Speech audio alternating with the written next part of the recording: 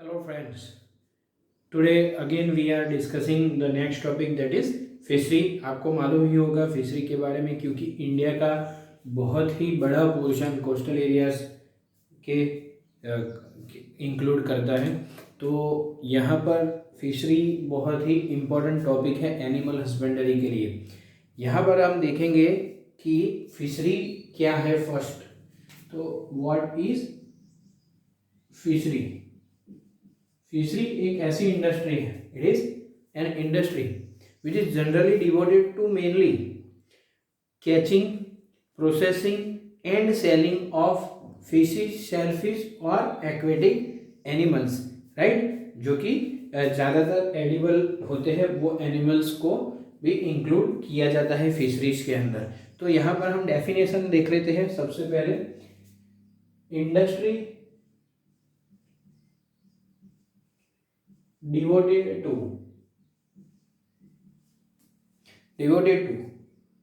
catching, then उसके बाद आएगा सेलिंग, सॉरी दूसरा जो उस कैचिंग के बाद आएगा प्रोसेसिंग, ये आपको खास याद रखना है, उसको प्रोसेस किया जाता है। और फिर एंड सेलिंग आएगा, selling of fishes, shellfish and other aquatic animals. तो ये हो गया उसका डेफिनेशन, ठीक है। अभी समझते हैं कि क्यों ये इंपॉर्टेंट है। आपको मालूम है कि हमारी इंडिया की एक पॉपुलेशन जो है बहुत ही बड़ी है, और उसमें से एक बड़ा सा पोर्शन पूरा फिश और सी फूड के ऊपर डिपेंडेंट रहता है। दूसरा कि इंडिया के अंदर कोस्टल एरिया बहुत ही बड़ा है, जिससे कि large number of people are getting income also by catching and selling the fish and other animals, और दूसरा उससे एम्प्लॉयमेंट भी मिलता है। तो ये एक बड़ा पार्ट है इंडियन इकोनॉमी के अंदर। So it is playing a key role in Indian economy. तो फिशरी का एक इम्पॉर्टेंट रोल है इंडियन इकोनॉमी में, important part of Indian economy, ये समझते हैं इसको। Because large number of people are getting income as well as employment. अभी इस इंडस्ट्री को अच्छा करने के लिए बहुत सारी टेक्निक्स को डेवलप किया गया है, ठीक है। इसमें जो सबसे अच्छी वाली जो दो टेक्निक्स हैं उसको हम बोलते हैं PC culture and aqua culture. तो पहला पीसी कल्चर क्या है, व्हाट इज पीसी कल्चर? आपको मालूम ही हो गया होगा कि पीसीस जो था वो किसके लिए यूज किया जाता है, फिशिस के लिए यूज किया जाता है। तो उसमें what is PC culture actually? It is rearing, catching and management of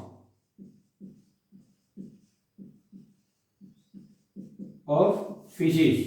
यहां पर आपको खास याद रखना है, इसमें सिर्फ फिशेस को इंक्लूड किया गया है पीसी कल्चर में, जिसमें रियरिंग, कैचिंग और उसके बाद उसका मैनेजमेंट, यानी तीन चीजें इसमें इंक्लूड की गई है। पर अगर हम एक्वा कल्चर को देखें, the next term is aqua culture. तो यहां पर एक्वा कल्चर के अंदर आप जब देखेंगे तो इसमें मैनेजमेंट है, पर सिर्फ फिशेस का नहीं। यहां पर मैनेजमेंट किसका होता है, जो यूजफुल एक्वेटिक प्लांट्स रहते हैं और दूसरे एनिमल्स, सबका मैनेजमेंट को हम क्या बोलेंगे, aqua culture, right. It is management of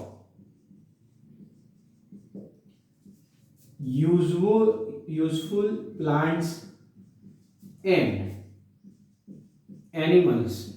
animals में फिशेस तो आएगी ही, एनिमल्स में फिशेस आएगी।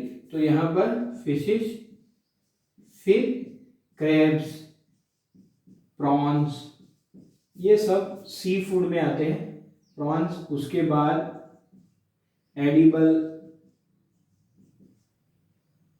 मसल्स, ये सब जो होते हैं वो उसका मैनेजमेंट जो होता है उसको एक्वाकल्चर बोलते हैं। यहाँ पर हमको एनसीईआरटी टेक्स्ट बुक के अंदर पूछा गया है कि what is the difference between pisciculture and aquaculture, तो आपको मालूम हो गया होगा कि this is the basic difference. यहाँ पर rearing, catching and management of fishes and aquaculture is management of useful plants and animals, जैसे कि fishes, crabs, prawns, edible muscles, यहाँ पर सब यूज किया जाता है। अभी हम देखते हैं थोड़ी terms, right, terms related to fishery. जो दो टाइप की हम फिशरी यूज करते हैं, एक है कल्चर फिशरी। कल्चर फिशरी में क्या होता है, रेजिंग, हम फिशेस को रेज करते हैं कहाँ पर, इन पॉन्ड्स, टैंक्स जैसी जो एरियाज रहते हैं उसमें हम उसको रेज करते हैं और फिर उसको हार्वेस्ट करते हैं। तो जो है उसको हम बोलेंगे कल्चर फिशरी, क्योंकि हमने उसको कल्चर किया, रेज किया है। तो यहाँ पर जो फर्स्ट है वो है कल्चर फिशरी। तो इसका डेफिनेशन क्या होगा, raising of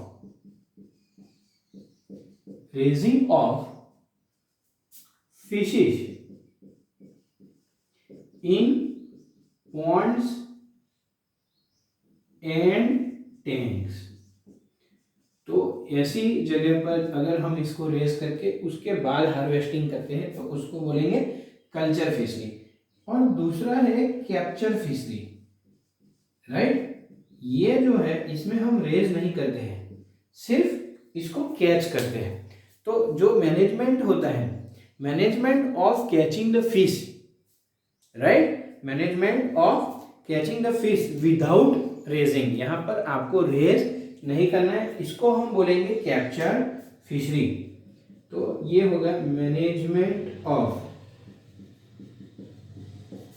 catching fishes without, यहाँ पर रेजिंग था, यहाँ पर विदाउट एक्चुअली रेजिंग देम। तो यहाँ पर रेजिंग नहीं करना है, रेज नहीं करना है, सिर्फ कैच करना है। आपको मालूम है कि सी जो ओशियन में हार्वेस्ट करते हैं वो ज़्यादातर कैप्चर फिशरी होता है, और जो छोटे जगह पर पूरा टैंक बना के उसको डेवलप करवाते हैं उसको कल्चर फिशरी बोलते हैं। अभी इसके बाद एक रिवॉल्यूशन हुआ था जिसको बोलते हैं ब्लू रिवॉल्यूशन, जो कि टर्म्स रिलेटेड टू फिशरी है। तो ब्लू रिवॉल्यूशन क्यों किया गया था, blue revolution was to increase the yield of fishes, यही एक इम्पोर्टेंस था इसका, जिसकी वजह से ब्लू रिवॉल्यूशन किया गया था। तो यहाँ पर एक थर्ड टर्म ले लेते हैं, blue revolution was done to increase fish yield है, यहां पर increase fish yield, ठीक है। उसके बाद आप सोचे कि which is the national aquatic animal of India, right. तो यहाँ पर एक्वेटिक एनिमल जो बोलते हैं उसको हम बोलेंगे river dolphin, national river dolphin, national animal of India, it is related to fishery. एक टाइप का फार्मिंग है जिसको हम बोलते हैं कंपोजिट फार्मिंग।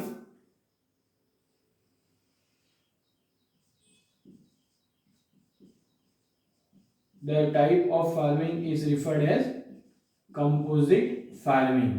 कंपोजिट फार्मिंग में क्या होता है कि 2 से 3 अलग अलग टाइप की फिशेस को कल्टीवेट करते हैं।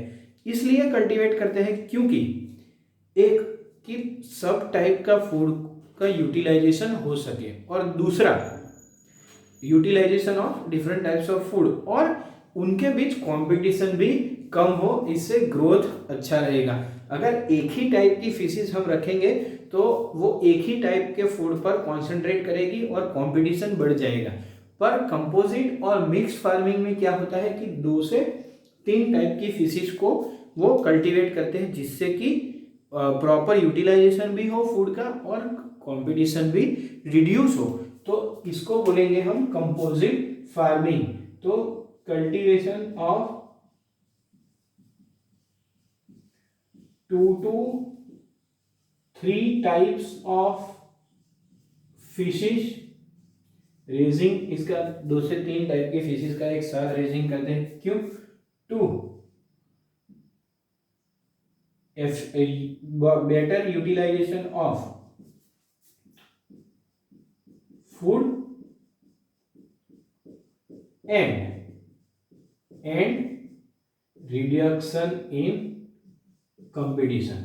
So this is about the some terms of fishery, right? तो ये हो गया कंपोजिट फार्मिंग और mix type of farming. Let's see about the types of fishes. Cultivable fishes, जो वेल नोन कल्टिवेबल फिशेस हैं उनको हम स्टडी करते हैं। We have divided the fishes into 2 parts. इसको 2 पार्ट्स में हमने डिवाइड कर लिया है। एक है इंडिजीनियस यानी इंडियन स्पीसीज और दूसरा है एक्सोटिक स्पीसीज, राइट। तो सबसे पहले हम देखते हैं इंडिजीनियस स्पीसीज में 2 टाइप की फिशेस आपको मिलेगी। एक फ्रेश वाटर यानी कि जो पॉन्ड्स रिवर्स में पाई जाती है उसको हम बोलते हैं फ्रेश वाटर, और दूसरा है एक marine water fishes. Marine water जो कि सॉल्टी वाटर में पाई जाती है, वो फिशेस 2 पार्ट्स में डिवाइड की है हमने। पहला जो है इंडिजीनियस फिशेस में फ्रेश वाटर फिशेस, उसमें बहुत सारे नाम हैं। ये साइंटिफिक नेम्स है। कटला जिसको बोलते हैं कटला, लेबियो रोहिता जिसको बोलते हैं rohu is the most common type of fish in India. Fresh water fishes में सबसे कॉमन कौन सा है? रोहू है। तीसरा है लेबियो कल्बासु जिसको बोलते हैं कल्बासु। सिरहिनस मृगल इसको बोलते हैं मृगल, और क्लेरियस बेट्रिकस जिसको बोलते हैं मगुर। तो यहाँ पर कटला, रोहू, मृगल, ये जो नाम है बहुत ही कॉमन है। कटला, रोहू और मृगल एक कॉमन टाइप के फ्रेश वाटर कार्ब्स हैं। दूसरा है मरीन वाटर फिशेस जो होती है, समझिए ये बहुत ही रिच होती है ओमेगा 3 फैटी एसिड्स में। They are very rich in omega 3 fatty acids, जो कि रिसर्च में बताया गया है कि ये हार्ट हेल्थ के लिए बहुत ही अच्छे हैं। तो मरीन वाटर के अंदर जो फिशेस रहती है वो है hilsa, sardines, pomfret, mackerel, Bombay duck, salmon, ये सब जो होती है वो है मरीन वाटर फिशेस। इसमें जो हिल्सा रहती है, hilsa is actually marine water, पर ब्रीडिंग के लिए कहाँ पर जाती है? फ्रेश वाटर में। तो goes to fresh water for breeding के लिए वो फ्रेश वाटर में जाती है। उसके बाद देखते हैं साल्मन, सार्डिन्स, बॉम्बे डक। जो पॉम्फ्रेट है, पॉम्फ्रेट एक्चुअली इंडियन स्पीशीज नहीं है, उसको इंडियन सी में फॉरेनर्स ने इंट्रोड्यूस किया है। तो pomfret is introduced by foreigners in Indian sea. ये हो गया types of marine water fishes, hilsa, pomfret, sardines, mackerel, ये आपको नाम याद रखने हैं। उसके बाद जो आता है एक्सोटिक स्पीसीज, यानी बाहर से जो लाए हैं ऐसे स्पीसीज, उसमें है सबसे कॉमन टाइप है साइप्रिनस कार्पियो, राइट। दूसरा है एक टिनोफेरिंगेडोन इडेला जिसको बोलते हैं ग्रास कार्प, राइट। और तीसरा जो है हाइपोथैलेमिथाइस मोल्ड्रिक्स जिसको बोलते हैं चाइनीज कार्प और सिल्वर कार्प। तो this are all the types of cultivable fishes which we can use for fishery. Now we are going to understand the steps of fishery, fish culture, उसको हम समझने वाले हैं। फिश कल्चर में ज़्यादातर हम कल्चर फिशरी की बात करेंगे। तो यहाँ पर हम लिख देते हैं स्टेप्स ऑफ फिश कल्चर। कैसे होता है ये फिश कल्चर, उसको समझने के लिए हम जैसे कल्चर फिशरी बोले थे तो उसको एक्चुअली रेस करना होता है।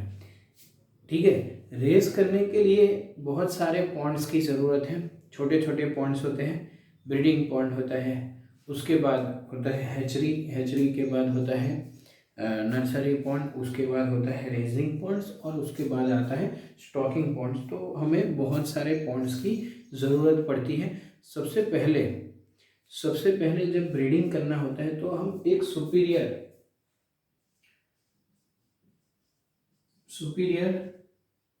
ब्रीडर फीमेल एंड मेल लेते हैं। प्योर होने चाहिए, मेल एंड फीमेल दोनों को हम लेते हैं। यहाँ पर जो ब्रीडर हमने लिए हैं वो प्योर लाइन्स होनी चाहिए, ज़्यादातर प्योर लाइन से अच्छा रिजल्ट मिलता है। मेल और फीमेल दोनों को आर्टिफिशियली ब्रीड किया जाता है, यानी कि हाइपोफाइसेशन बोलते हैं उसको। कैसे? हाइपोफाइजेशन यानी कि आर्टिफिशियल ब्रीडिंग। अभी हम देखेंगे कैसे उसको आर्टिफिशियल ब्रीडिंग करवाते हैं। यहाँ पर आप देखिए दोनों को इंजेक्ट किया जाता है एक हार्मोन से, यानी कि पिट्यूटरी इंजेक्टेड पिट्यूटरी एक्सट्रैक्ट। क्या इंजेक्ट किया जाता है? पिट्यूटरी एक्सट्रैक्ट, जिसमें हो सकता है LH और FSH, और आर्टिफिशियली जो हम सिंथेसाइज करते हैं HCG ह्यूमन कोरियोनिक गोनिडोट्रोपिन, ये तीनों को यूज कर सकते हैं हम। तो इसको जब इंजेक्ट किया जाता है सुपीरियर फीमेल और मेल, तो उसको आर्टिफिशियल ब्रीडिंग बोलते हैं। तो फीमेल के अंदर स्पॉनिंग होगा, यानी एक प्रोडक्शन होगा,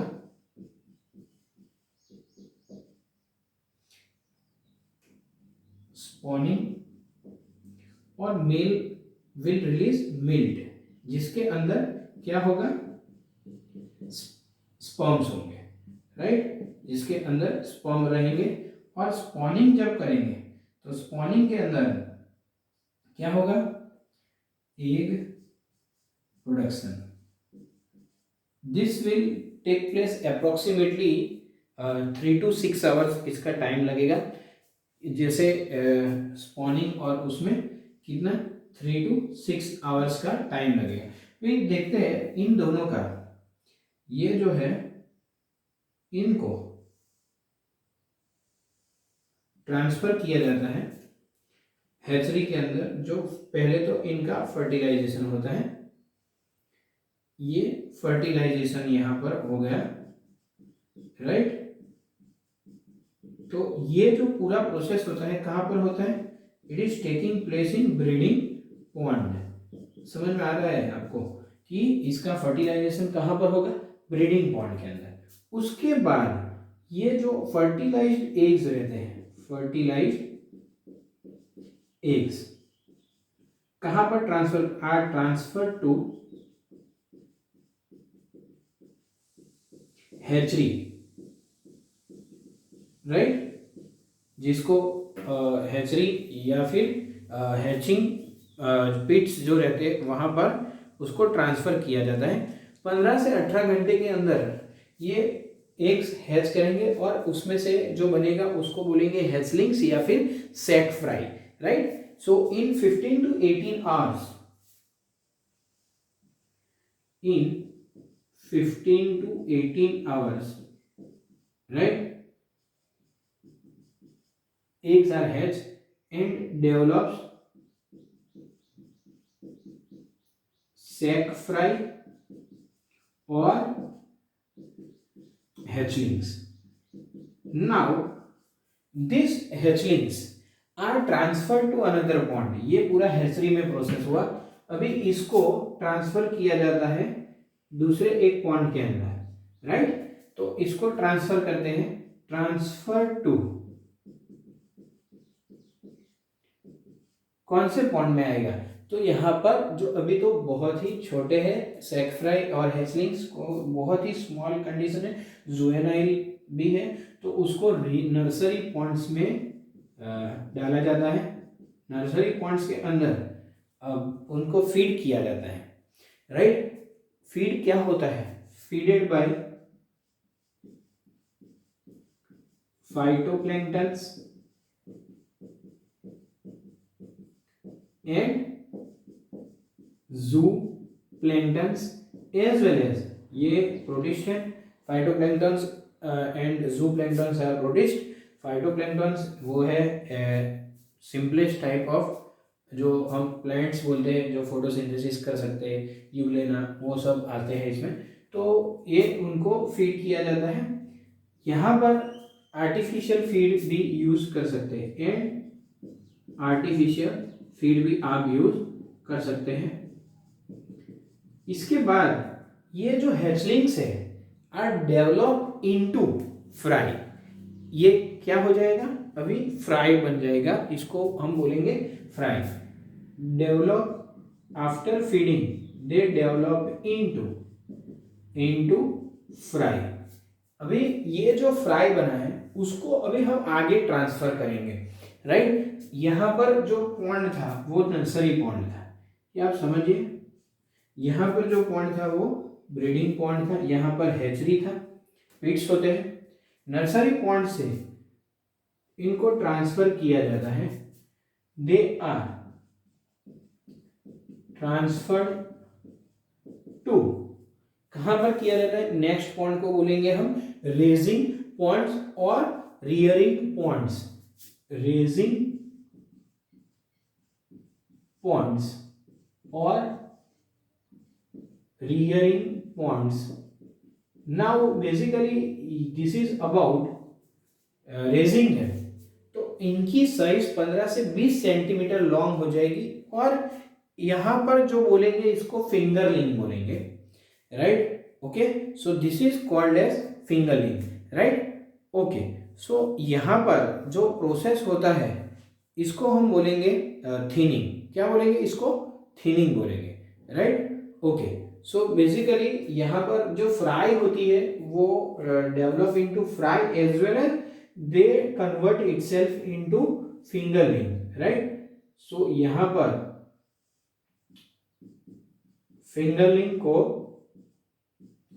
ट्रांसफर किया जाता है रेजिंग पॉन्ड्स के अंदर, जिसको हम बोलेंगे वो 15 से 20 सेंटीमीटर लॉन्ग हो जाती है, जिसके बाद उसको, राइट, फ्राई को फिंगरलिंग में कन्वर्ट हो जाती है। उसके बाद ये पूरा जो प्रोसेस है इसको हम बोलेंगे थिनिंग। क्या बोलेंगे? इसको thinning, right. Now this are again transfer to a next point, जिसको हम बोलेंगे stocking point, right. Transfer to stocking pond. तो यहाँ पर एक तीसरा टाइप का पॉन्ड आ गया, स्टॉकिंग पॉन्ड। यहाँ पर 6 से 9 महीने के अंदर पूरा एडल्ट कन्वर्जन होता है, राइट। तो यहाँ पर it takes time in 6 to 9 months। This fingerlings, जो फिंगरलिंग्स थे, right, are converted into, are developed into adults। Adults में कन्वर्जन होता है, उसके बाद फिश नेट से या फिर दूसरी मेथड से उसको हार्वेस्ट किया जाता है, राइट। तो ये हो गया पूरा फिश कल्चर। यहाँ पर आपको याद रखना है कि जो फ्राई होता है वही पर उसका कन्वर्जन फिंगरलिंग में होता है, और उससे साइज बढ़ता है, जिसको बोलेंगे 15 to 20 centimeters in raising ponds. So basically this is all about the fish culture. अभी हमने देख तो लिया है कि फिशरी का ज़्यादातर खाने में यूज़ होता है, पर उसके अलावा भी दूसरे यूजेस हैं, राइट, जो कि बाय प्रोडक्ट से मिलते हैं, और वो फिश इंडस्ट्रीज में यूज़, फिश इंडस्ट्री से जो बाय प्रोडक्ट मिलता है उसके यूज़ हो सकते हैं काफ़ी जगह पर। तो सबसे पहले हम लिख देते हैं कि by product of fish industries, right, by products of fish industries से भी हमको बेनिफिट मिल सकता है। तो सबसे पहला जो है बहुत ही इंपॉर्टेंट है, आपको याद रखना है इसको, जिसको हम बोलते हैं इजिन ग्लास। इजिन ग्लास जो है वो बहुत ही इंपॉर्टेंट बाय प्रोडक्ट है, राइट। इजिन ग्लास ये एक हाई ग्रेड कोलाजन है, हाई ग्रेड कोलाजन, जो कि हमें मिलता है catfish, air bladder of catfish and other carps, air bladder और स्विम ब्लैडर, जिससे वो काफी टाइम तक पानी में स्टेटिक रह सकती है। High grade of collagen obtained from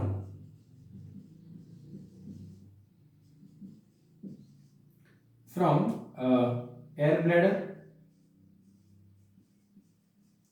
और स्विम ब्लैडर ऑफ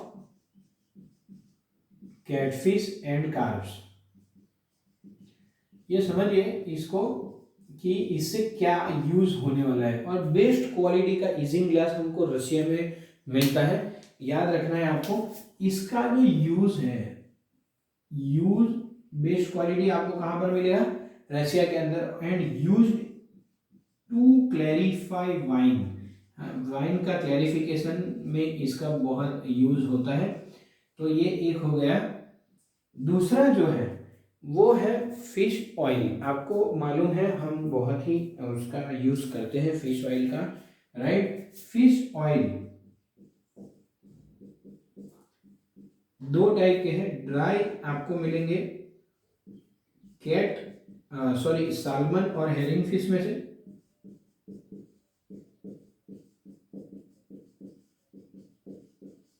आपको ड्राई मिलेगा ऑयल, और सेमी ड्राई दूसरे में से मिलेंगे।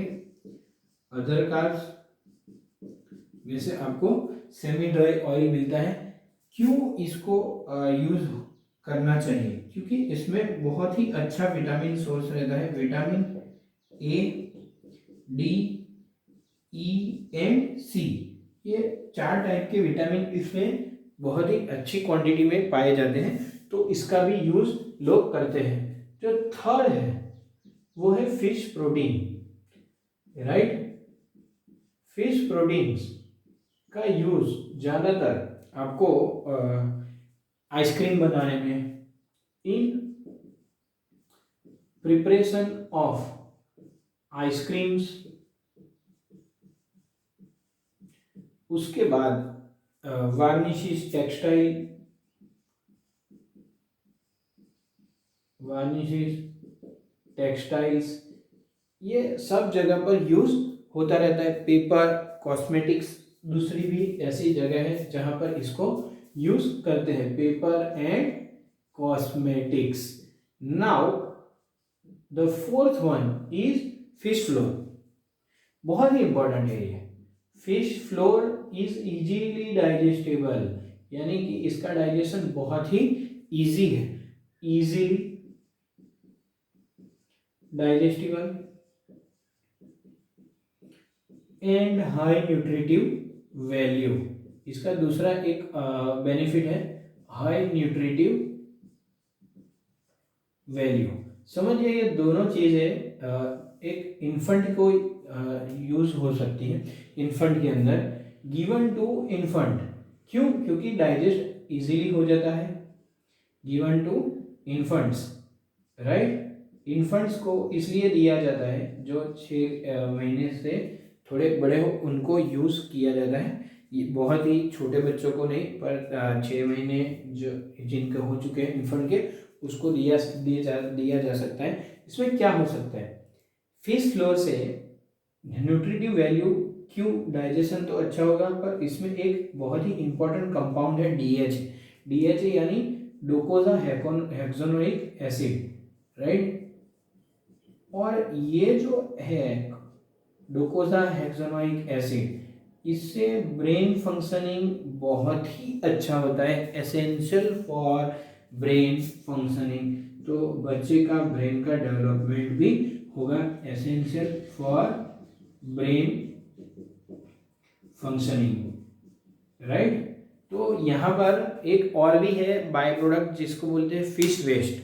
फिश वेस्ट में से क्या करेंगे, फिश वेस्ट में से अच्छा सा एक फूड बनाएंगे जो कि एनिमल्स को भी दिया जा सकता है। उसके बाद अगर हम सोचें कि फिश जो होती है उसका जो स्किन होता है उसमें से लेदर भी बनाया जाता है, या फिर उसके जो स्किन में से जो कि बॉक्सेस होते हैं ज्वेलरी बॉक्स, और उसको जो डिज़ाइन करना होता है उसको थोड़ा लुक देना होता है तो उससे भी दे सकते हैं, पर वो इतने इम्पोर्टेंट नहीं है। हाँ, एनिमल्स को जो फूड दिया जाता है वो अच्छे से उनको न्यूट्रिशन भी मिलेगा क्योंकि ये बहुत ही रिच सोर्स है प्रोटीन का। तो seafood is very good for health. Thank you.